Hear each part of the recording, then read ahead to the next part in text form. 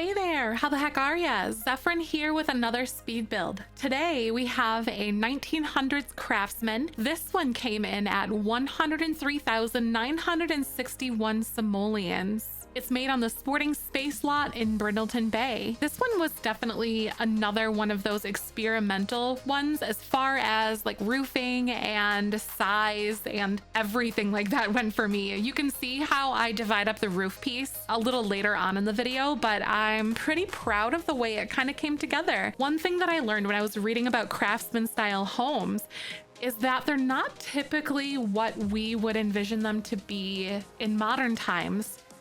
Craftsman style homes like we're used to come with like a lot of the different pillars. On the front's usually like a covered porch, kind of similar to the one that I'm building here today, but they also came in a broad array of varieties.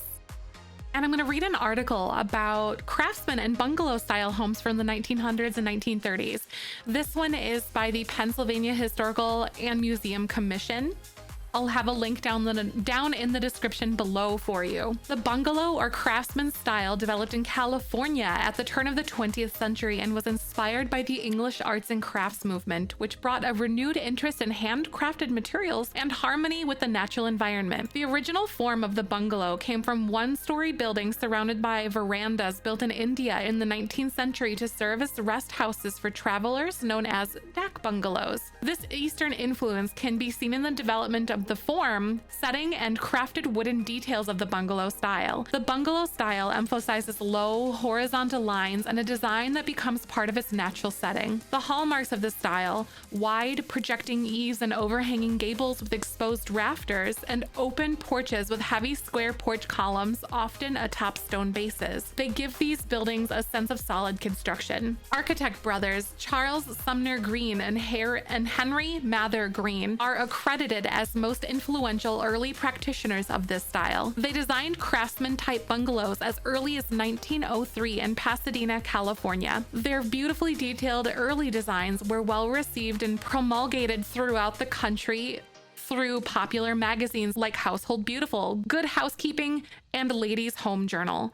Pattern books with a wide variety of bungalow designs and complete mail-order house kits soon followed, allowing the bungalow style to spread quickly across the country. While examples of the bungalow style can be found throughout the United States, the style is often associated with California since it originated there, as was well suited to the warm climate and became extremely popular there in the 20th century. With appealing small-scale house plans readily available, the bungalow or craftsman house was an ideal answer to the need for affordable houses for the growing middle class and developing suburbs for the first half of the 20th century. Bungalows are square or rectangular in floor plan, usually 1 or 1.5 stories in height with low-pitched overhanging roofs, and include large front porches with heavy porch columns. The columns may be tapered, square, paired, or set upon stone brick piers. Bungalows usually have a front-facing gable on a front porch or a projecting dormer at the main roof line. The overhanging eaves usually have exposed roof rafters or decorative braces with stickwork. Bungalows are often clapboard or wood shingles, but also may be of stone, brick, concrete, or stucco.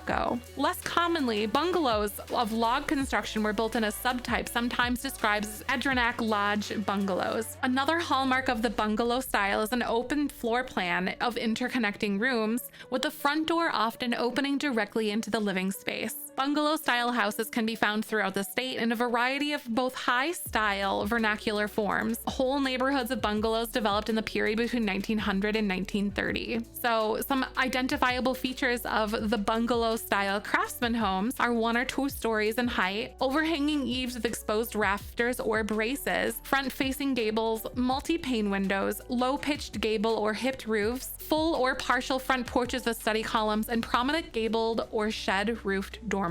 So this particular one is more of that bungalow style, craftsman style house. But to my surprise, like I said a little bit earlier, I learned that they can vary in a lot of different ways, as you saw in those photos. And while the exteriors varied a little bit, it was more of like a regional thing. It really depended on what was trending in that particular area. But the one thing, especially in the 1900s, that really took the craftsman style and like made it into its own thing was actually the interior. You can see that these houses really had everything made in wood. Like you had all these exposed beams, maybe like a handcrafted style, like fireplace, built-in bookcases, and decently wide open floor plans. And everything was just like this beautiful warm wood color, which I really tried to bring to light to my best ability in this particular speed build. And honestly, Get Together, the expansion pack really pulled through for me here. And really to my surprise, when I envision the Victorian era, I imagine all of these beautiful drapes and all of these beautiful colors and rugs and everything like that. It was really surprising for me to see that a lot of these beautiful craftsman style homes were also trending in the meantime. And then you had all these beautiful like wood featured pieces throughout these homes. And I had no idea. And in addition to this, some exterior colors I found through a little bit of the reading that I had done actually were pretty like right on the nose, all across the board for like every home.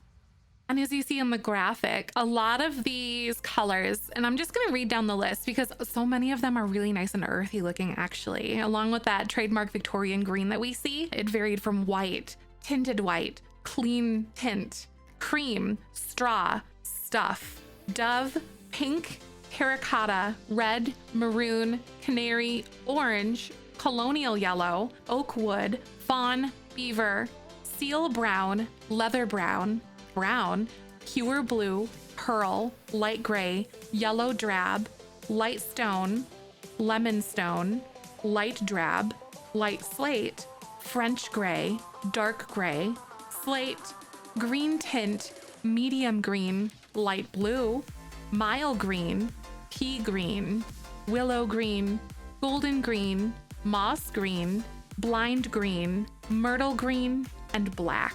And I feel a little less terrible, honestly, about including green in a lot of the exteriors of these houses that I've been doing, at least like namely the Victorian and then this Craftsman, because that green shade and all of these red colors and those rusty oranges that you kind of saw there really did trend for quite a while. And I just felt right at home as I was putting all of these red pillars and all of the red eaves and everything, the trim on the roof all over this house, along with all of those deep dark brown window pieces. And one thing that I found particularly interesting as I was kind of like cruising around Google, just getting interior ideas for all of these craftsman style houses, since everything was, you know, more or less made to look, or literally was handmade, I noticed that there was a lack of a lot of curtains. And if there were, they were kind of smaller because the woodwork throughout this house was really intended to be the statement piece here. So this kind of house was a really big joy for me to kind of, you know, get my hands dirty on, because I've never really done something with all of these spandrels that you'll kind of see come together throughout the house in order to bring those wood beam features to life in The Sims. And, you know, that's honestly one of the easiest ways for us to do that at this point. And going into the spandrel conversation, in my previous video, I had actually mentioned that I was going to be coming out with a build tutorial series. And this is going to be composed of probably between 15, maybe 16 or so videos that really break it down and go through like A through Z of everything that I personally know as a builder and things that I have picked up on my years of playing The Sims. And this is due to launch on Friday, September 17th at noon Central Time. And you can expect those, we're calling it the Bean Building University. You can expect those tutorials to come out at noon every single Friday, and that's sort of one way to enjoy some more of the content and enjoy yourselves when I'm not streaming. And along with this, I will be launching brand new merch from the ground up. It's a lot of pieces that I've been working on for the last couple months, or more actually, if I'm going to be honest with you. It's been kind of like a brainchild of mine that I'd been working on through, oh my gosh, for a while. And I finally decided that with the launch of the YouTube channel and with all these build by tutorials that I wanted to bring some more things to life. And here's kind of a little bit of a sneak peek for you, something that you can kind of expect coming from this merch line.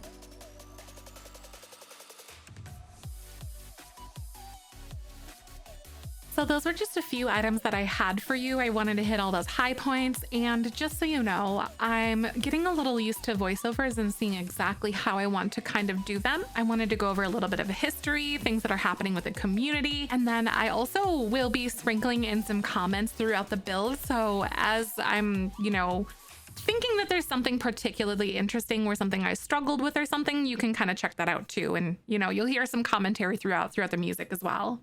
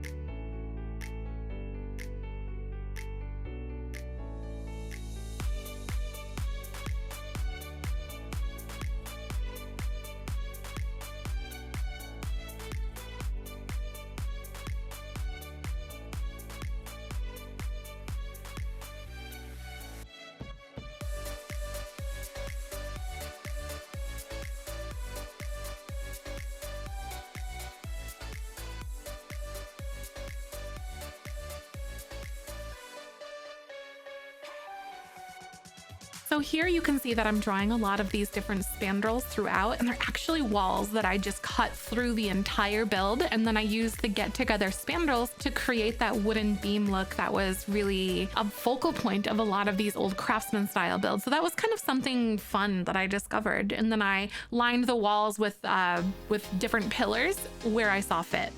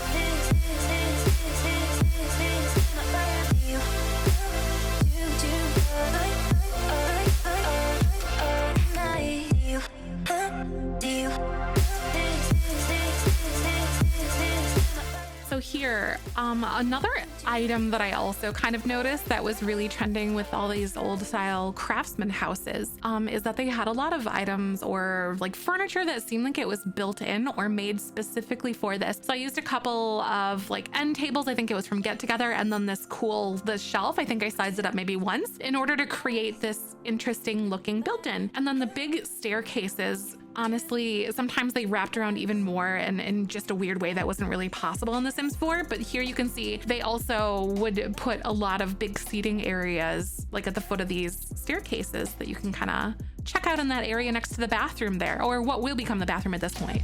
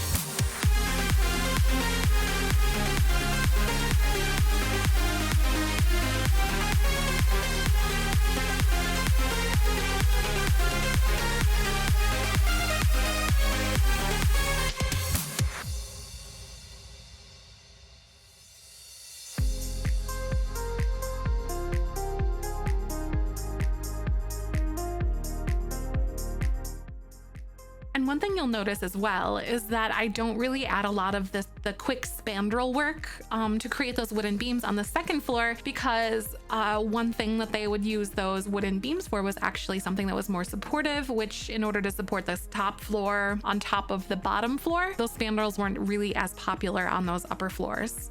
So that's why I didn't include them on the smaller upper floor.